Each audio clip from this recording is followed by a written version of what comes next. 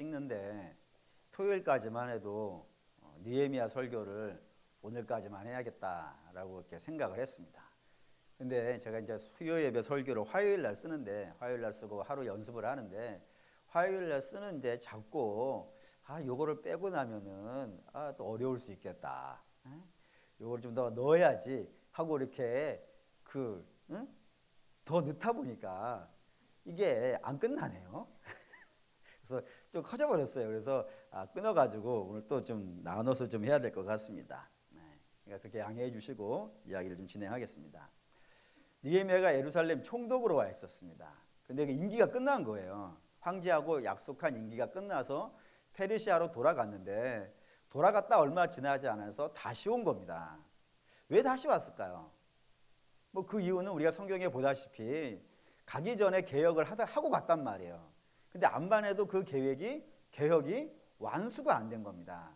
그래서 마치 그냥 화장실 갔다가 그냥 온 듯한 그런 느낌이 자꾸 들었는지 다시 황제에게 부탁을 한 거예요. 부탁을 해서 내가 다 못하고 왔다.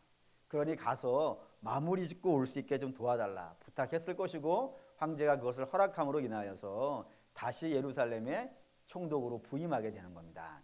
근데 이 장면은 항상 언제 읽어도 마음에 감동이 돼요. 왜냐하면 여러분들 한번 좀 생각을 해보시죠.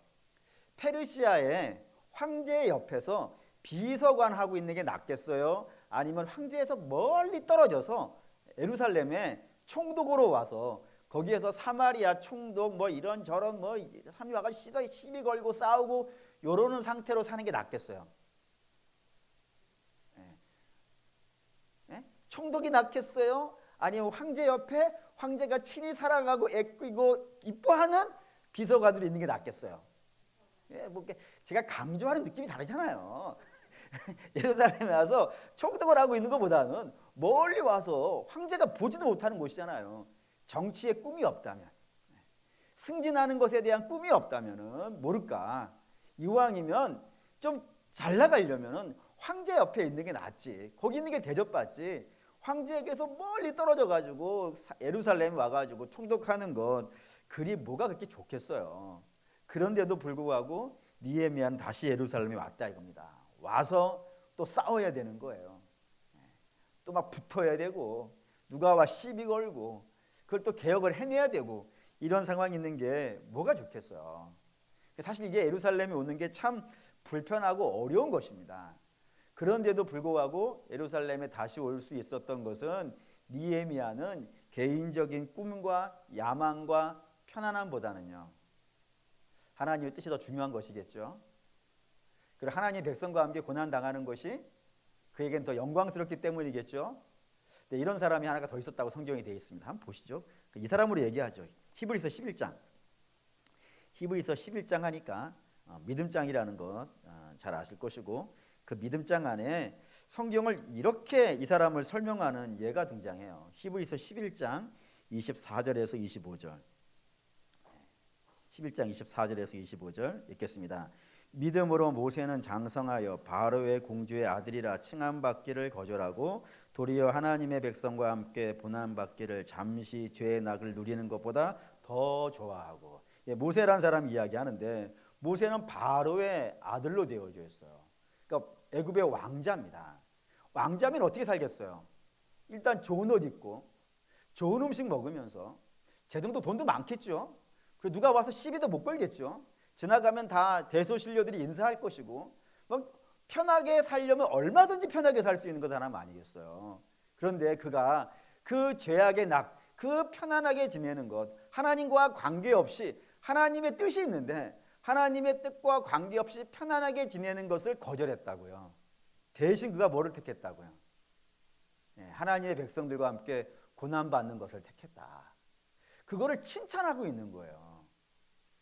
지금 느헤미야도 그렇고 모세도 그런 거예요. 근데 이 믿음의 사람들이 이렇게 행동하는 이유가 뭘까요? 그걸 성경은 이렇게 저는 봤어요. 빌립보서 2장. 빌립보서 2장에 아주 아름다운 모델이 하나가 있습니다. 빌립보서 2장 6절에서 8절.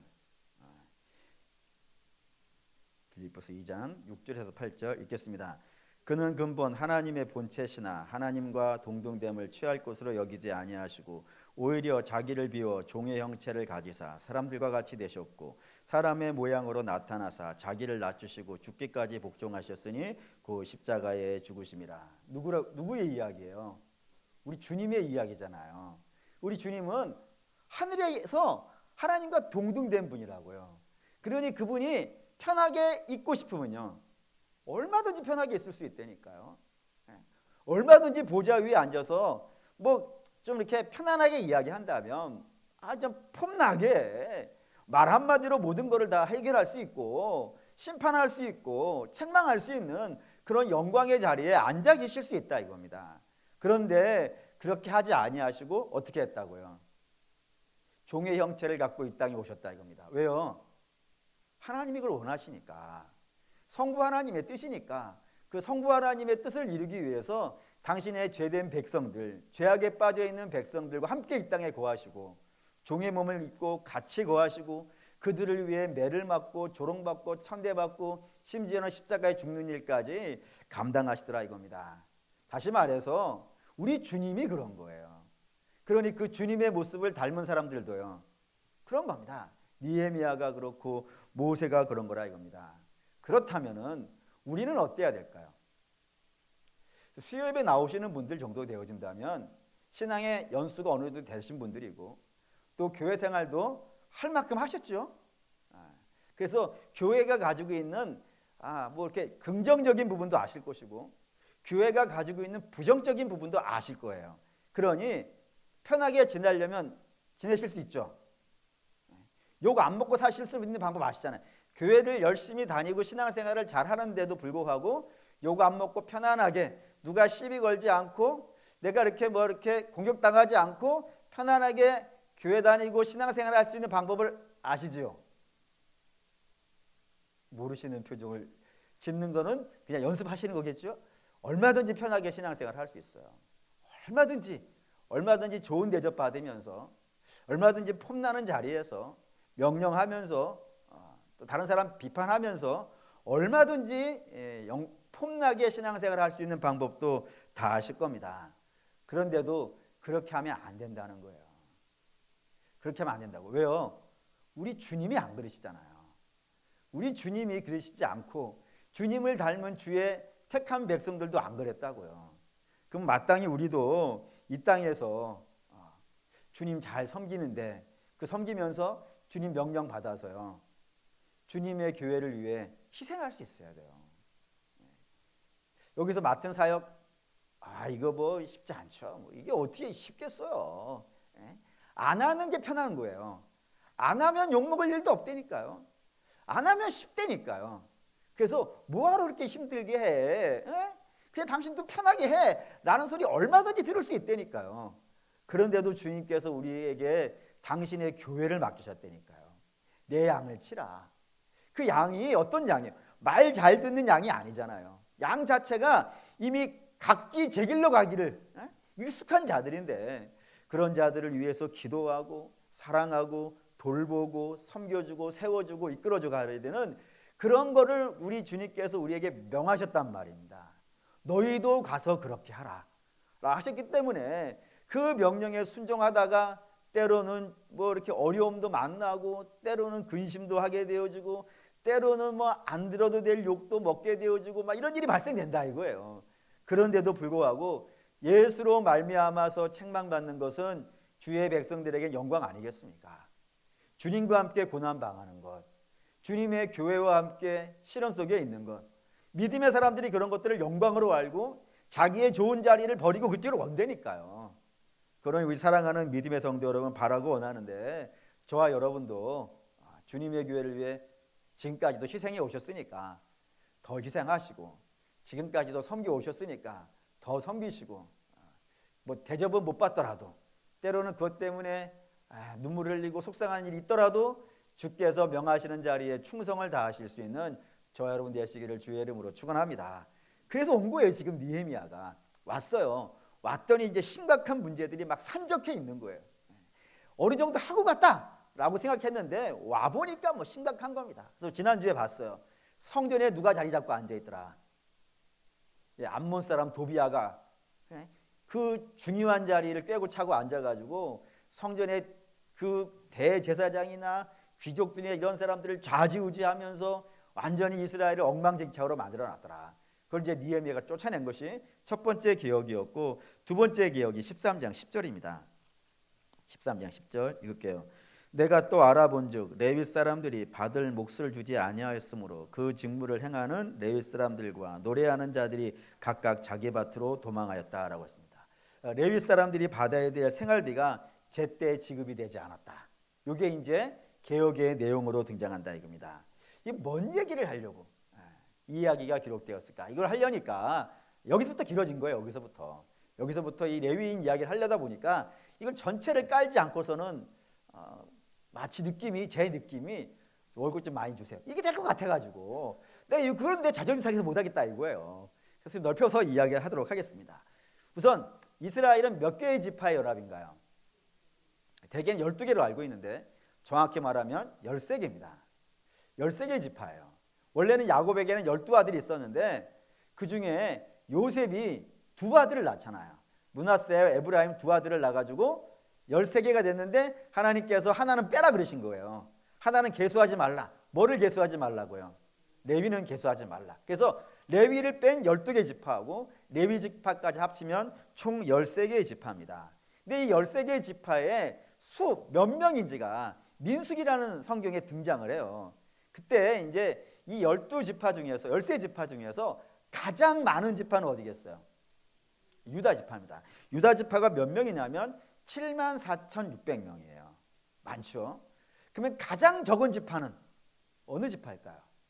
가장 적은 지파는 므낫세 지파라고 되어 있습니다.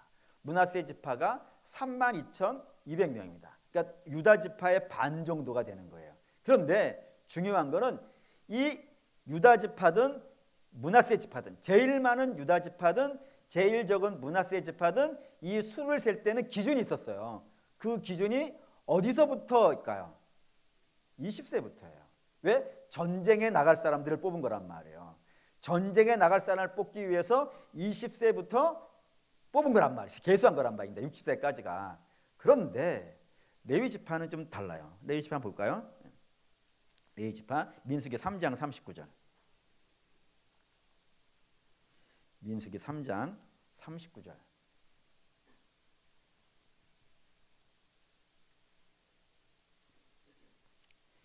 민수기 3장 39절 읽겠습니다.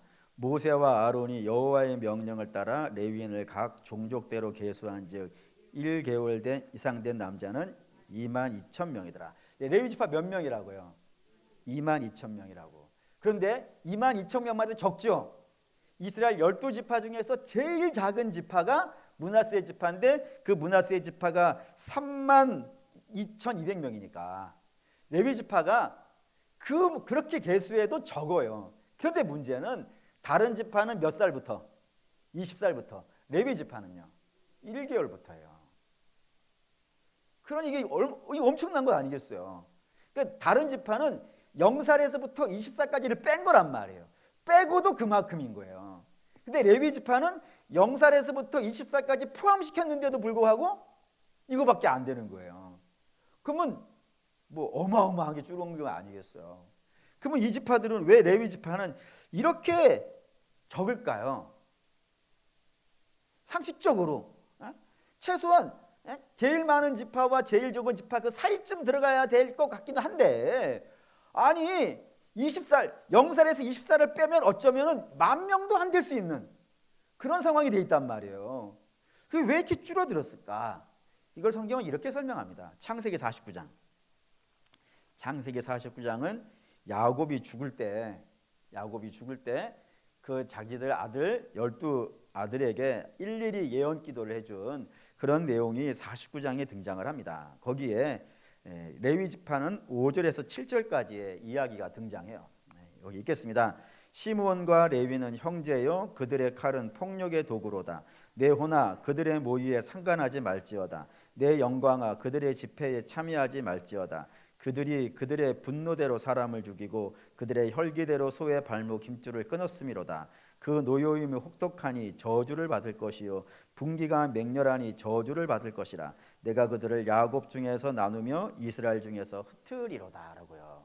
그 야곱이 자기 아들을 위해서 우리가 흔히 야곱의 축복 기도라고 생각을 하는데, 시므온과 레위, 뭐 앞에 보면 이제 루벤도 그렇지만 일단 오늘 우리가 읽은 건 시므온과 레위 요것만을 봤을 때는 결단코 축복 기도가 아니에요. 아예 그냥 대놓고 저주라는 말이 2번 등장한다 이겁니다. 야곱이 두 아들 시므온과 레위는 저주를 받으라. 그래서 저주를 받아서 어떻게 되라고요? 흩어져라라고 되어 있는 거예요. 와, 세죠. 무슨 내용이 있는지 뭐 아시는 분도 있겠지만 설명을 하기 위해서 좀 이야기를 진행해 볼까 합니다. 이런 내용이 들어있어요. 야곱이 라반 삼촌 집에서 살다가 하나님께서 이제 너하고 나하고 만났던 베델로 돌아오라라고 명령을 하셨어요. 그래서 야곱이 돌아오다가 첫 번째 멈춘 곳이 어디였냐면 야복강이었습니다. 야복강에서 형이 막 잡으러 온다는 이야기에 놀래가지고 거기서 막 하나님과 씨름을 하는데 하나님께서 도우셔가지고 삼촌이 형 에서의 마음을 녹여주셨고 형제간의 아름다운 화해가 일어나게 하시잖아요. 그러면 그 화해가 일어났으면 야곱은 이제 어떻게 해야 되겠어요? 하나님과 만나기로 되어져 있는 베델로 가야 될 거예요. 근데 야곱이 베델로 가요, 안 가요? 안 가요. 안 가고 세겜에 머물러 삽니다. 거기에 머물러 살고 있을 때에 그 딸 디나가 세겜 성에 놀러를 갔다가 거기에서요 하몰의 아들에 의해서 강간을 당하는 그런 사태가 발생이 된 겁니다. 그러자 이제 하몰이 야곱의 집에 찾아옵니다. 찾아와서 뭐라고 이야기하냐면 이렇게 됐으니까 우리 서로 이제 통혼해서 같이 살자라고 이렇게 제안을 넣어요. 제안을 넣을 때 야곱이 뭐라 얘기하냐면 당신들은 할례 없는 백성이고 우리는 할례 있는 백성인데 어떻게 할례 없는 백성과 할례 있는 백성이 함께 연합해서 결혼할 수 있겠는가? 그건 불가능하다. 그러니 당신이 정 우리랑 결혼하고 싶으면 어떻게 하라고요? 할례를 받으라 라고 이야기를 한 겁니다. 그러자 하몰이 오케이 뭐 그거 못할 게 뭐 있겠냐 해가지고 할례를 받고 모든 남자들이 이제 침상에 누워서 시름시름 앓고 있는 그때에 시므온과 레위가 자기 누이의 복수를 가서 한 겁니다. 가서 하몰족을 다 죽여버린 거예요. 물론 자기 동생이 험한 꼴을 만났으니까 분기탱천해가지고 뭐 그런 마음 품을 수 있다고 생각이 되는데 어쨌든 이 사태를 야곱이 가만히 기억하고 있다가 자기가 죽을 때 이거를 예언 기도를 하였고 하나님께서도 그들을 이렇게 심판하시는 걸로 이야기를 진행하셨다 이겁니다. 그럼 왜 그랬을까요? 왜 이렇게 문제가 됐을까요? 이 문제가 3가지 정도 이유가 있다고 알려져 있습니다. 그 첫 번째가 뭐냐면은 일단 어찌 되었든 간에 하몰족이 뭐를 한 거예요? 할례를 했단 말이에요. 할례는 누구의 상징이에요?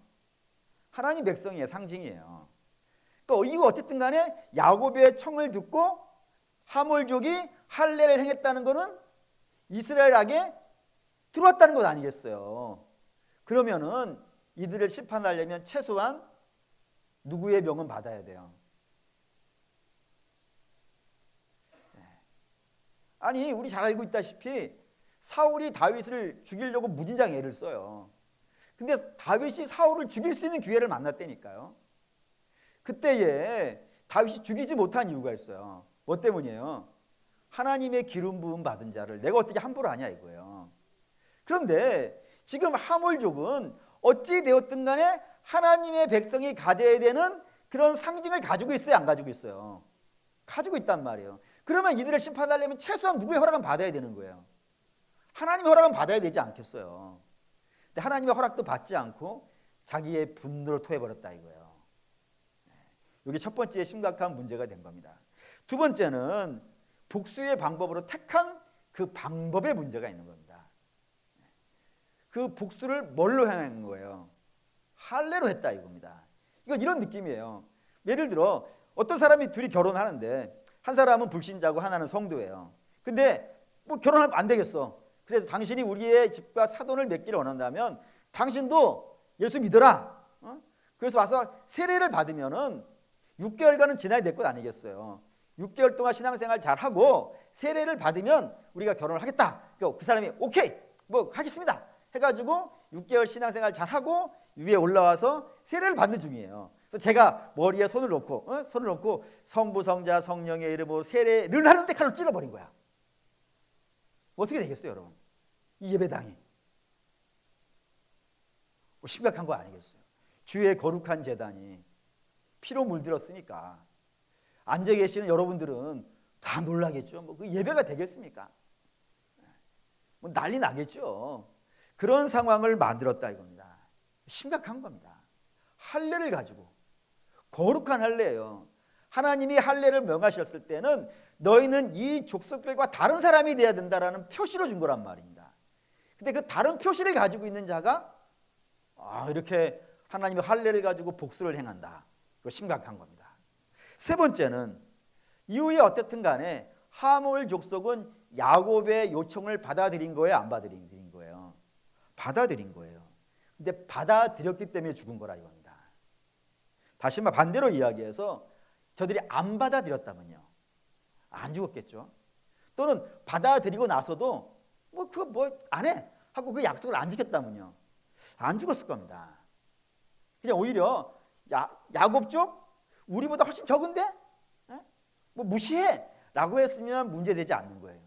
근데 야곱의 이야기를 들었기 때문에 죽게 되는 일이 발생이 된 겁니다.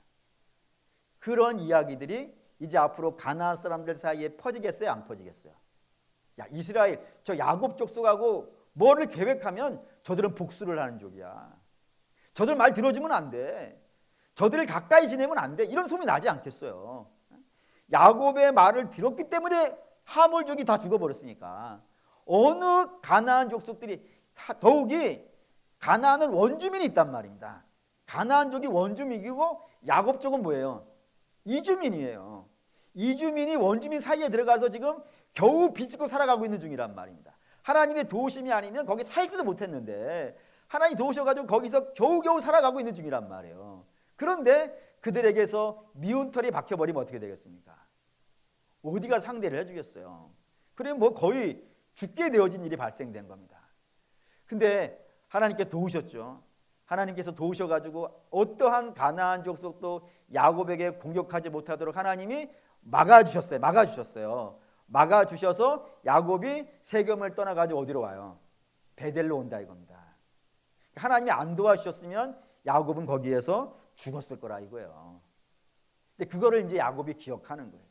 그러니까 너희가 참 너희의 그 분노를 감당하지 못하여서 앞뒤 재지 않고 그냥 저질러 버린 사태 때문에 우리가 죽을 일이 있었다. 그리고 그것이 하나님이 야곱에게 주신 마음이라 이겁니다. 그래서 이들은 어떠한 벌을 받냐면 흩어지는 벌을 받는 거예요. 그래서 시므온 족속이 출애굽을 할 때는 59,300명이 출애굽을 합니다.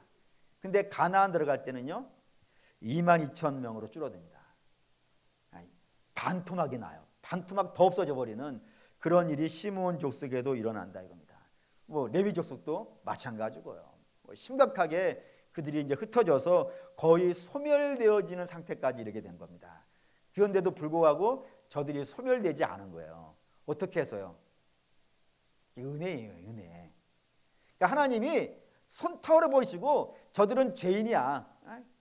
너희들 어떻게 할례를 가지고 내가 너에게 준 거룩한 할례를 가지고 너희들 마음대로 분풀이를 해. 너는 안 돼 하고 손 털어버리셨다면 이스라엘은 말할 것도 없고 가장 적은 지파인 시몬과 레위도 당연히 사라지고 없어져야 되는데 저들이 사라지지 않았다 이겁니다. 어떻게 사라지지 않았냐면 하나님의 은혜라 이거예요. 값없이 주는 은혜.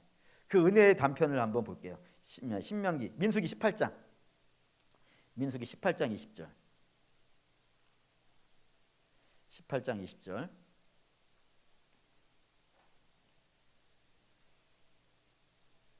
18장 20절 읽겠습니다. 여호와께서 또 아론에게 이르시되 너는 이스라엘 자손의 땅에 기업도 없겠고 그들 중에 아무 분깃도 없을 것이나 내가 이스라엘 장손 중에 내 분깃이요 내 기업이 되리라 라고요. 너희는 하나님께서 레위 족속 너희는 내가 땅 안 준다. 분깃도 안 준다. 너희는 그런 걸 기대하지 마. 대신 너희가 살아갈 수 있는 유일한 길을 주는데 그 길이 뭐라고요? 나를 준다 이거예요. 내가 너희의 기업이 될 거야. 내가 너희의 분깃이 될 거야. 그래서 그 뒤에 21절 읽겠습니다. 내가 이스라엘의 11조를 레위 자손에게 기업으로 다 주어서 그들이 하는 일 곧 회막에서 하는 일을 감나니 냈다고요. 그러니까 너희는 땅 안 줘. 분깃도 없어. 대신 너희는 나를 주는데 내가 너희에게 뭐를 주겠다고요? 11조를 주겠다고. 그러니 너희는 어떻게 하라고요? 그걸로 살라 이거예요. 그걸로 살라. 이걸 여러분 이렇게 아셔야 됩니다. 하나님께서 11조를 주시면서 그거예요. 딱 예배 와가지고 내놓는 그 11조 그거를 갖고 살아야 되는 거예요. 그러니까 더 늘지 않아요.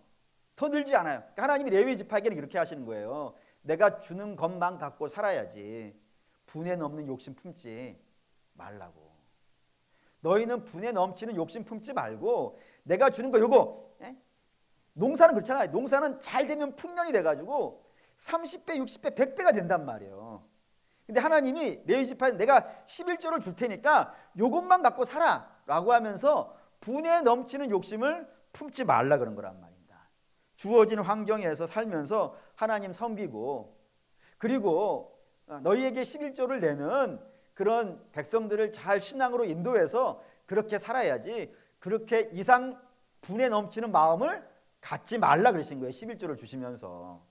그걸 반대로 이스라엘의 입장에서 본다면은 너희는 11조를 드림으로 하나님을 섬기고 너희를 믿음으로 인도해가는 레위 지파를 어떻게 하라고요?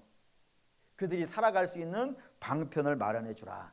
이 두 가지 명령이 동시에 되는 거예요. 그러니까 레위 지파는 11조를 줄 테니까 요거 이상 분에 넘치는 마음 품지 말고 하나님 섬기고 백성들 섬기고 살고 백성들은 너희의 11조를 하나님께 드리고 하나님께 섬기고 그 11조로 레위인들이 생활할 수 있도록 그 환경과 상황을 보살펴 주라고요. 이게 하나님 명령이라고요. 근데 이 명령이 이쪽이 무너지든 저쪽이 무너지든 이스라엘이 다 망한다는 겁니다. 그 예를 들어 볼게요. 사사기 19장. 사사기 19장에 분에 넘치는 마음이 하나가 등장해요.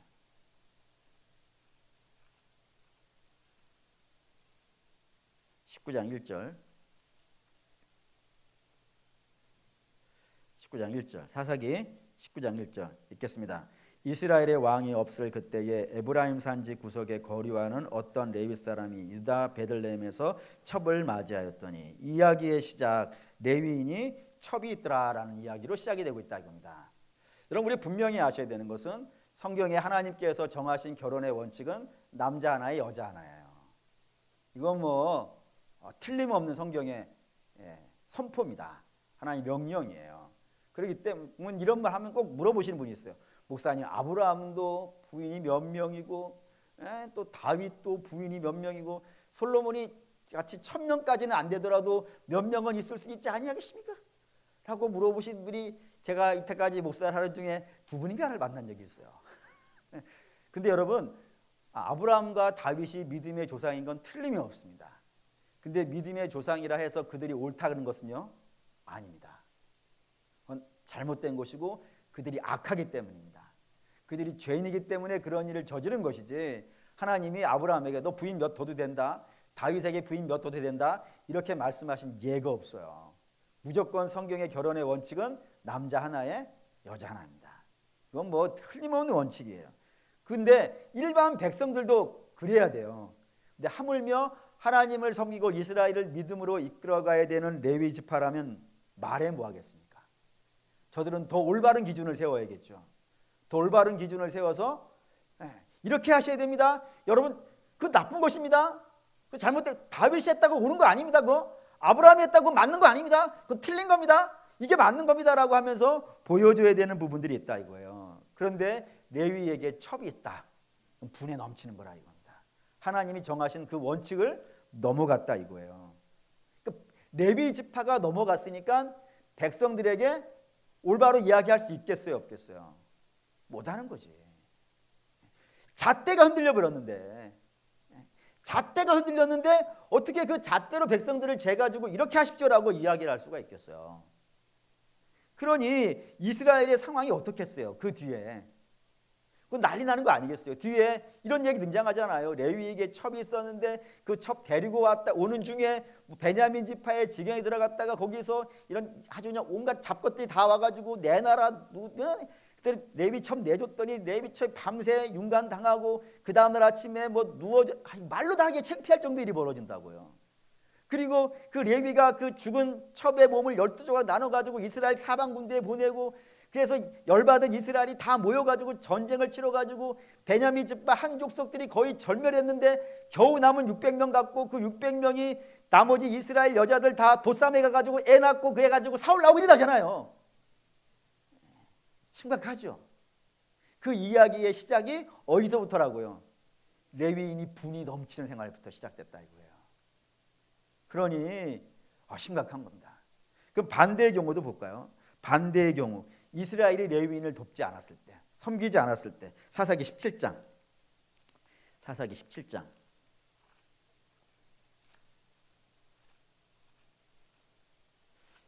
7절에서 13절 7절에서 사사기 17장 7절에서 13절 읽겠습니다. 유다 가족에 속한 유다 베들레헴에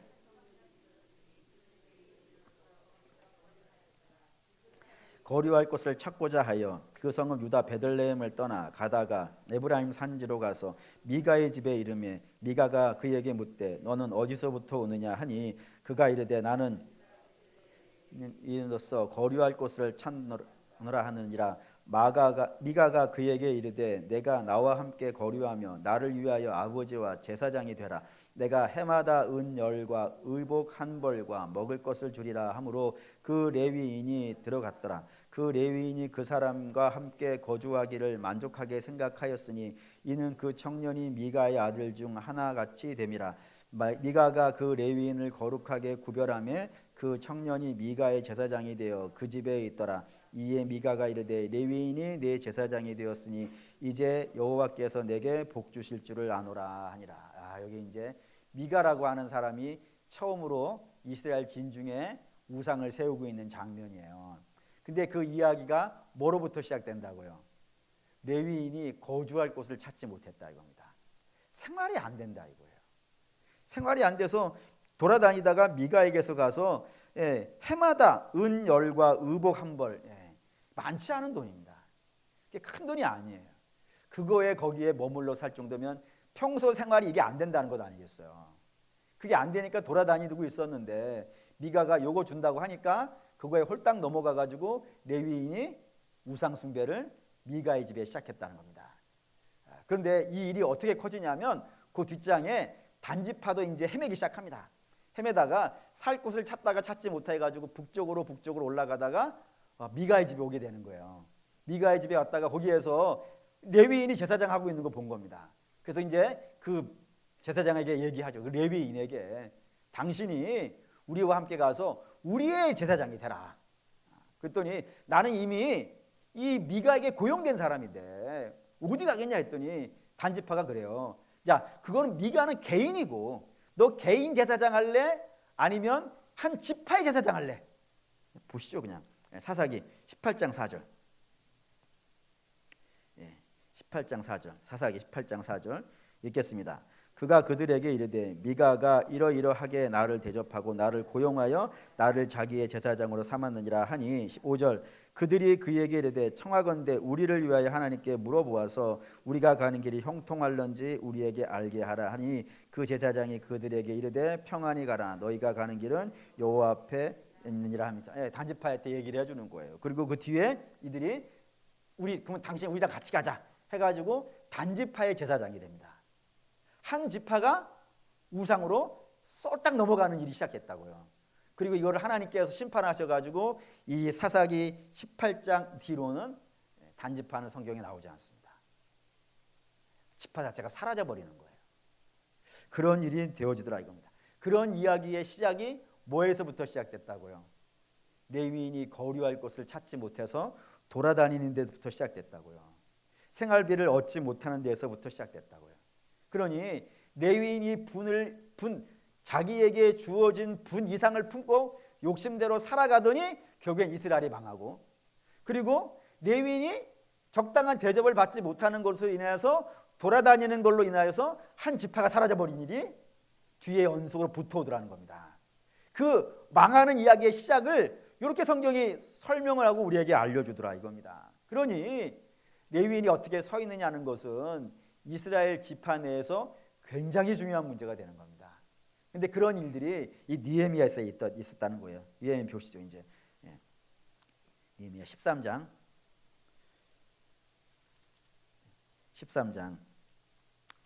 11절 13장 11절 읽겠습니다. 내가 모든 민장을 꾸짖어 이르기를 하나님의 전이 어찌하여 버림바 되었느냐 하고 그 레위 사람을 불러 모아 다시 제자리에 세웠더니 레위인이 생활을 제대로 하지 못하여서 다 떠나가 버렸다고. 성전에서요. 성전에 떠나가 버렸으니까 성전이 어떻게 된 거예요? 버려진 거예요. 버려졌으니까 이스라엘이 여기 올라와서 정당한 신앙 교육을 받고 믿음의 안내를 받고 하나님을 섬기고 하는 모든 것들이요 다 중단되어져 버린 겁니다.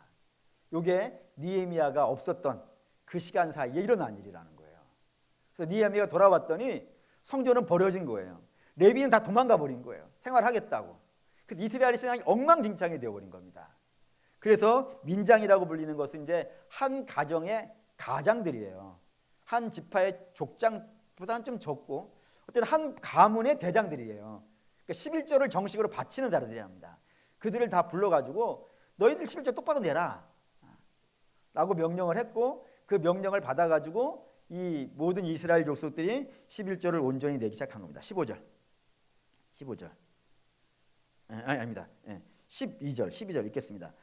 이에 온 유다가 곡식과 새 포도주와 기름의 11조를 가져다가 곡간에 드렸고 온 백성들이 11조를 갖다가 냈어요. 그리고 13절 읽겠습니다. 내가 제사장 셀레마와 서기관 사독과 레위 사람 부다야를 창고지기로 삼고 마따냐의 손자 삭굴의 아들 하난을 버금으로 삼았나니 이는 그들이 충직한 자로 인정됨이라. 그 직분은 형제들에게 분배하는 일이 었느니라. 여기 이제 그리고 그 11조를 관리하기 위해서 사람들을 세우는데 그 사람들이 이름이 쭉 나오고 그 사람들이 어떤 사람이라고요? 충직한 사람이라고 되어 있습니다. 충직한 사람이라는 것은 열심을 내는 사람을 말하지 않습니다. 열심을 내는 사람이 아니라 이것도 확인하죠. 사도행전 6장에 교회가 처음 들어섰을 때 재정 문제로 인하여서 시험 들잖아요. 과부를 구제하는 그 문제를 가지고 해결하는 방식의 이 표현이 등장합니다. 6장 3절 읽겠습니다. 형제들아 너희 가운데서 성령과 지혜가 충만하여 칭찬받는 사람 7을 택하라. 우리가 이 일을 그들에게 맡기고. 성령과 지혜가 충만하여 어떤 사람이라고요? 칭찬받는 사람. 이게 충직한 자의 같은 단어입니다. 칭찬받는 사람, 모두에게 인정받는 사람, 그런 사람들을 택하여서 11조 창고를 맡겼다 이겁니다. 그리고 그것으로 뭐 하게 했다고요? 분배하는 일을 시켰다고. 우리식으로 말하면 이런 거예요. 우리가 예결산 위원들을 뽑지 않습니까? 그 예결산 위원들이 교회 1년 살림살이를 규모를 정하는 거예요. 규모를 정합니다. 그리고 그 규모를 정한 거를 공동위에서 어떻게 해주는 거예요? 허락해 주는 거예요. 이렇게 해라. 이게 잘 썼어. 그래서 허락해 주는 거예요. 그러면 공동위에서 허락해 줬으면 그거를 누가 집행하는 거예요? 담당자들이 집행하는 거 아니겠습니까? 뭐 제가 집행하고 각 위원회에서 집행하고 각 부서에서 집행하고 그리고 집행한 것을 재직회에서 어떻게 하는 거예요? 분기별로 감사를 받는 거예요. 그리고 또 1년 감사는요. 교회에서 정한 감사위원이 그거를 하는 겁니다. 근데 이 모든 사람들이 다 어떤 사람들이어야 되는 거예요? 충직한 사람이에요. 그 충직한 사람들이 여러분 교회 재정 관리한다는 거 이거 쉬운 거 아닙니다. 이거 정말 기도 많이 해야 되는 거예요. 정말 기도 많이 하지 아니하면은 뭐 시험 들고 하여튼 별의별 일이 많이 벌어지는 일이거든요. 그걸 그렇게 잘 관리하는 겁니다. 그래서 교회는 제대로 되어져 있다면 재정에 대해서는 문제될 게 없는 거예요. 얼마나 많은 단계를 거쳐가요. 한 푼을 쓰기 위하여서. 그러니 뭐 문제될 게 없지 않겠습니까? 그래서 그렇게 잘 세워진 사람들을 통하여 성도들을 통하여서 주님의 교회 재정이 정당한 곳에 집행되어질 수 있도록 그렇게 하게 했다. 이걸 느헤미야의 개혁으로 성경이 우리에게 알려주고 있다는 겁니다. 당연히 제가 이 설교 갖고 온 것은 교육자 생활비 많이 달라 이런 얘기 하려는 의도는 전혀 없습니다. 왜냐하면 지금까지도 제가 당회든 예결산에 가서든 생활비 올려달라는 말을 해본 적이 없어요. 제가 훌륭해서가 아닙니다. 훌륭해서가 아니라 알아서들 잘하시니까.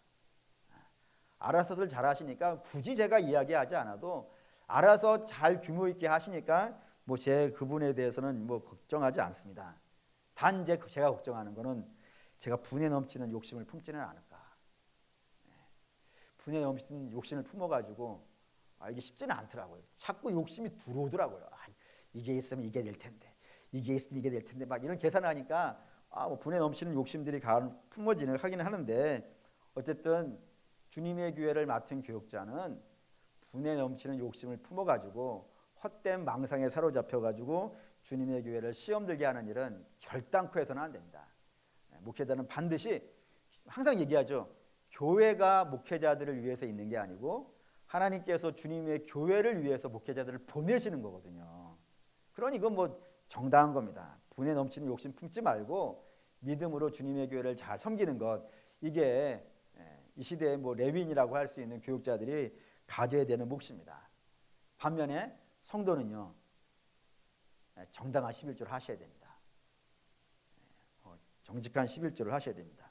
11조는 교회에 돈 내는 게 아닙니다. 기부하는 것도 아닙니다. 목회자의 생활비를 내는 것도 아닙니다. 여러분들이 내는 것은 믿음입니다. 믿음을 내는 것입니다. 사용은 하나님 몫입니다.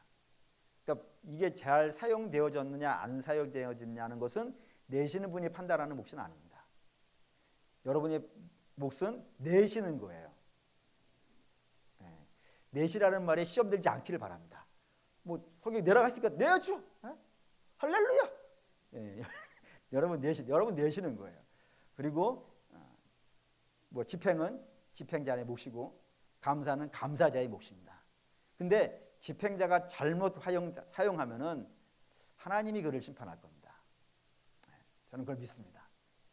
잘못 사용하면 그 돈의 주인은 하나님이시기 때문에 하나님의 돈을 잘못 쓴 거니까 하나님께서 그를 심판할 겁니다. 그건 틀림없는 사실이라고 저는 믿습니다. 그러니까 여러분들은 내시고 집행자들은, 저를 포함해서 집행자들은 하나님 무서워하는 마음으로 써야 됩니다. 두려운 마음으로 써야 됩니다.